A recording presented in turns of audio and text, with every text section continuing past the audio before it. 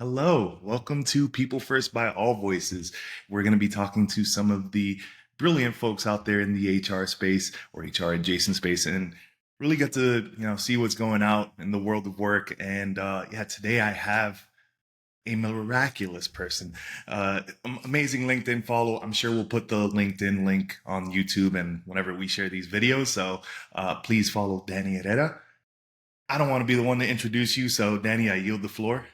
Yeah, thank you. So, yes, I am Dani. Thank you so much for the kind words. I am a talented DEI strategist, consultant, trainer, all of those things. I've been doing this type of work for 20 years now. I don't want to do the math anymore. And I've done it, like pretty much all. Most of my experience is global. I was born and raised in Buenos Aires, Argentina. I moved to New York about 10 years ago. And most of the work that I do is helping companies make workspaces work. So that's me. Should we say something in Spanish for our Latinos out there? ¿Quieres decir ¿Por algo qué en español? no? ¿Por qué no? Soy Dani y estoy más que feliz de estar aquí con ustedes.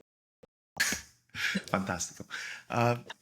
Today the topic we're going to be discussing about is what happens next for DEI. There's been a lot of insane articles being published. I say insane, and I'm very biased when I say that, but really want to get into the lay of the land and understand what's happening in the DEI space. I feel like you're the right person to talk about the subject with. So yeah, what do you think is going to happen next for DEI initiatives, DEI departments? Yeah.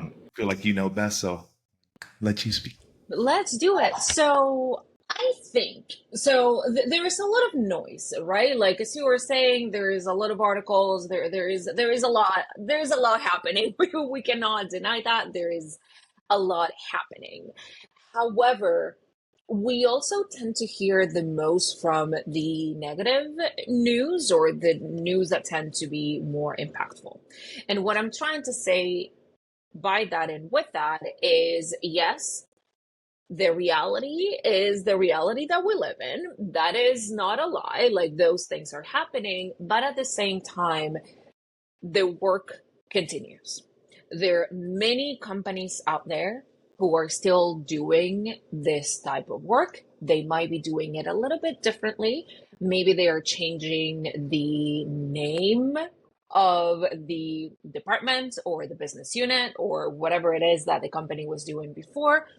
Mostly, to keep reactions to a minimum, or maybe to avoid certain attention that maybe they don't want to call to themselves, but the work continues. So this is the very first and main thing that I want to make sure that everybody knows and understands, and there is a reason why the work continues. This is not, we are just being, like a rebel and we are doing the work anyways.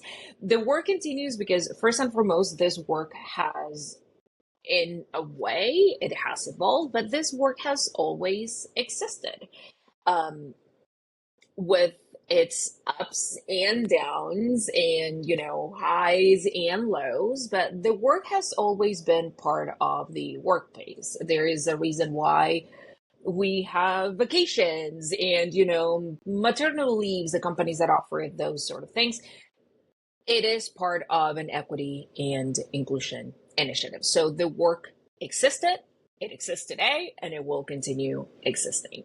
But as I was saying before, maybe some companies are calling it a little bit differently now.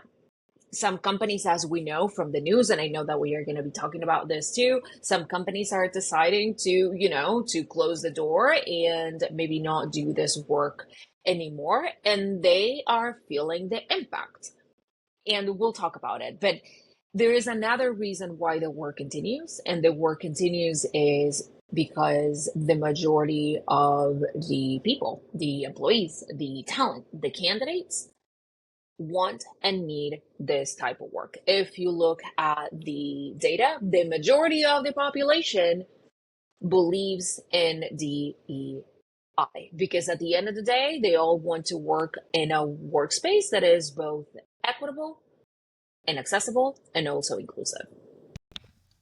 That's right. At least I do. I don't know. No, and I think this work there is a place for this type of work and just all the different types of initiatives that go along with DEI.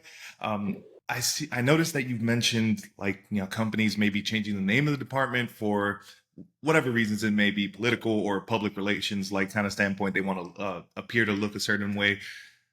That said, they're still kind of implementing certain policies that are very similar to DEI policies, all that fun stuff. So basically where I'm getting at is what are companies doing to maneuver around some of these changes that are happening, whether it's at the federal level. We don't have to get into the whole Yeah. political side of it, but yeah, what are they doing to maneuver around some of these changes? Yeah, so some of the things that they're doing, and as I was saying before, like the big external change comes with maybe changing the name, right? So instead of calling it DEI, we are calling it people and culture, or we are calling it belonging and something else. Like every single company is trying to learn what is it that they want to do. On top of that, some of the other things that they are doing, which these have always been the case. This is not new, right? But this is something that maybe we are communicating a little bit more openly to the general population. It's just making sure that the policies and the processes and their initiatives are very, very clear. So there is no room for speculation or for someone to believe, oh, okay, is this discrimination towards another demographic? So we're being overtly clear with what we are trying to achieve. And a clear example of that is employee resource groups or ERGs, BRGs. ERGs and BRGs, they are, in a way, affinity groups. They are created to both support the business, but also support communities. But in theory and in action, they were never close. Like they're not, like a paid club that you have to apply for. You can only access it if you look or sound or you are a certain way, because those are affinity groups within a company. But just to make it even clearer now, what we are doing is we are making sure that everybody fully understands that allies are also welcome. They always were, but now we are communicating that a little bit clearer, not only to make sure that we are compliant with the law, but also to make sure that everybody finally understands what DEI actually is, which is, part of the bigger conversation. Yeah. Um, I know we had like a talk track, but I feel like you started mentioning stuff that were pretty a lot of interesting like topics right now. I want to go into like, obviously I feel like ERGs are for larger scale organizations, or maybe, that's just my opinion, right? But if you're a smaller scale company, a startup, a, 500 employee type businesses, is it worth, investing in having ERG or resource groups? And I want to hear your thoughts on this. Yeah, 100%. So ERGs or BRGs or affinity groups, whatever, a company may decide to call them, they are an integral part of creating a very healthy company culture. ERGs or BRGs, they usually do two different things. They do many things, but let's focus on the two main things. The main aspect is, as I was saying before, is to offer support and growth opportunities and learning and development for specific groups. The groups that have decided to join that particular ERG. Again, this is volunteer type of work. So we either join because we want to or we don't, right? So there is a sense of community, there is a sense of growth and development because you have a community that is so dedicated to that particular cause or that particular community, that conversations actually happen on a more natural way. So we can learn directly from the employees what is it that they are looking for, what is it that they need. So we can use that data to inform some of the business decisions. Like, for example, do we want to allocate XYZ budget to XYZ learning and development strategy or whatever that is? So that is one aspect. The other aspect is support to the business. And it doesn't matter what your business is. You could be selling an actual physical product, or you could be, I don't know, like offering a service or something like that. But you can actually utilize and use and get support directly from the ERGs. You will get support that is culturally nuanced. you would be able to have someone review your product, your communications, your service, whatever that is, and let you know how that product or service might actually reach that particular community or might not. You might use it as well to reinform some of the business decisions, especially when there is a cultural situation, right? So you do have an internal team that is part of a specific community, that is fully committed to the company, that is fully committed to culture and energy and making sure that we have an equitable workplace.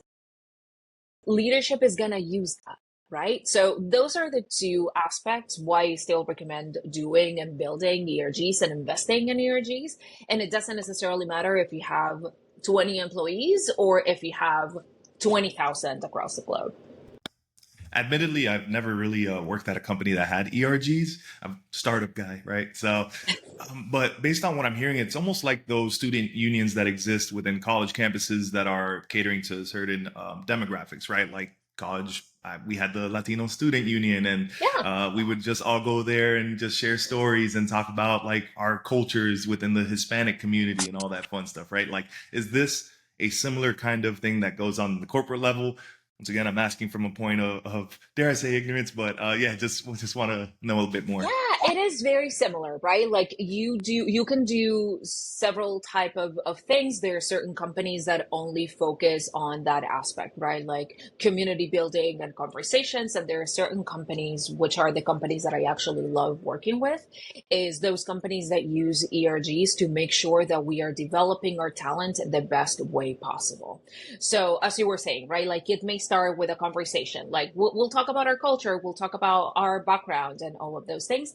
And as we do, we gather both quantitative and qualitative data that we can then transfer or partner with DEI or HR or learning and development, and we can identify what are the gaps that we can be filling with a business strategy. So for example, a very generalized example, we know that unfortunately in our community, the Latino community, many of us are either immigrants or first gen, right? So for many of us, we don't necessarily have the corporate experience within our family or friends. So if that is something that we notice that it's happening within our ERG, we can sit down with HR, which can sit down with learning and development at DEI and say, okay, we have X percentage of the company who is struggling to navigate to understand benefits or equity or salary or how to have a conversation with their managers to ask for a promotion, whatever that is. So with that information, we can now build a program, a strategy, learning something, coaching, whatever it might be for the company that actually supports equitably and accessibly that team within the organization who didn't have access to certain resources where the rest of the company or the organization does. So in a nutshell, that's what we do. No, fantastic stuff and great explanation. Yeah, want to get back to the topic. Please excuse me. I definitely was just interested in all the things you had to say. Yeah, we're seeing a lot of companies get a little bit of backlash from cutting their DEI initiatives, and feel free to call them out by name. But yeah, there's economic blackouts happening.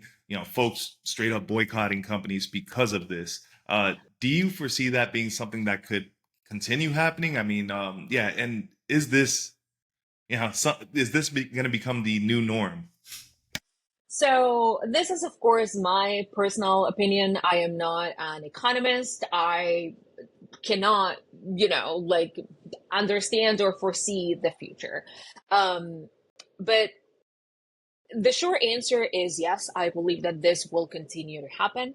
This is not the first time that it has happened. Like we've seen boycotts of this nature many times in history.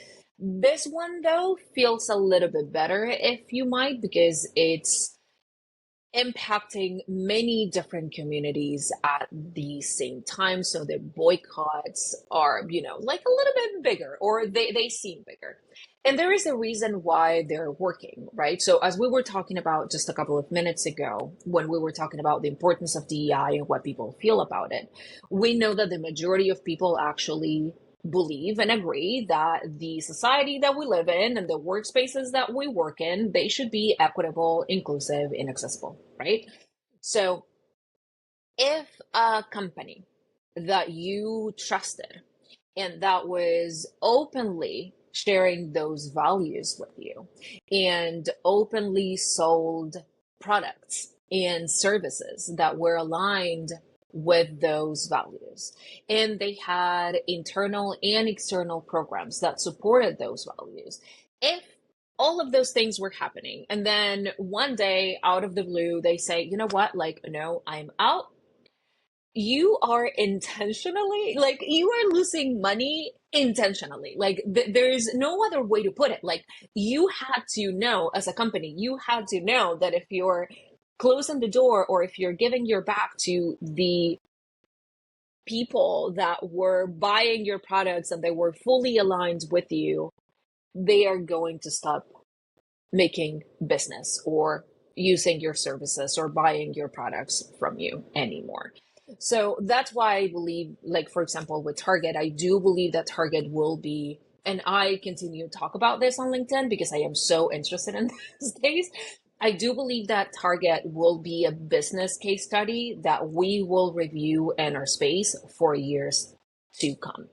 And I'm not only talking about the economic impact that they're feeling, and I'm not only talking about the boycott, if you may.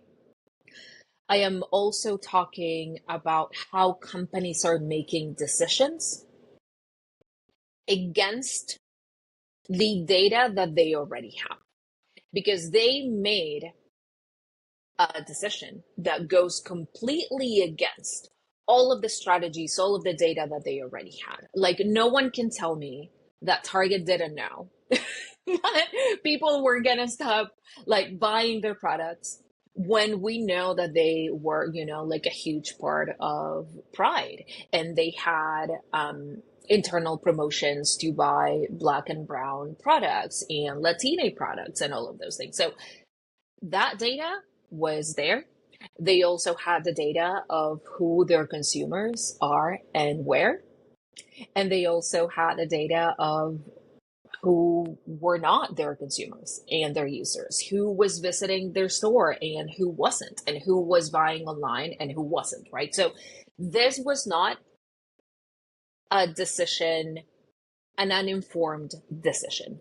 They had the data, they had the information, they had the strategy. They simply decided to ignore that data. So that's why I'm actually really, really interested in this, because we're also seeing it on the same side of the spectrum and the completely opposite side of the spectrum on how companies are using the data that they have about their consumers to make these decisions. So interesting. Very interesting.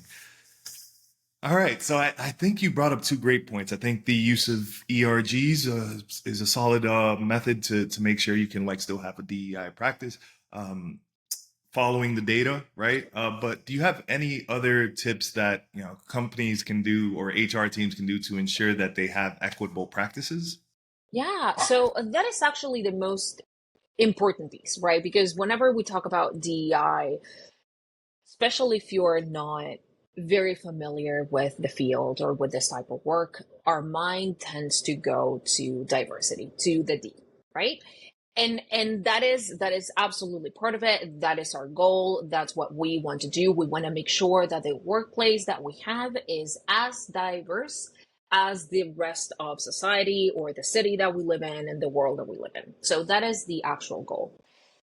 The way to start doing this type of work and the way to both ensure that we are being fair and faithful, if you may, to your talent and your consumers and all of those things, and also remaining compliant with the law, is making sure that every single process and policy and communication that you have is equitable. That is the key here. So in order to remain equitable, there is no one size fits all type of solution. Every single company is a completely different level of equity within their own practices. So my recommendation would be, if this is something that you are either interested in or maybe worried about because you don't even know what's going on with all of the changes is sit down, review every single process that you have, policy, communication, and let's make sure that we are building it from an equitable point of view. And if that's something that you cannot do because you don't have the resources or the knowledge internally, collaborate with someone externally, someone like me, or there are many other people that do this kind of work. But this is the key, both to make sure that we have an inclusive workplace and also to stay compliant with the law, is to be equitable. Amazing.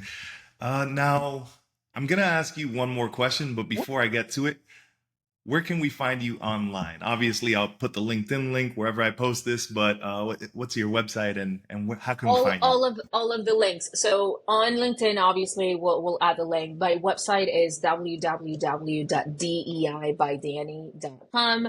I'm on Instagram as well under the same handle, but those are the main places. But if you really want to, like get to know me and my thoughts and the work that I do, LinkedIn is a place to be. Heck yeah. So this one is completely off topic. I'm going to throw a curveball your way. We obviously are both Latino or Latina.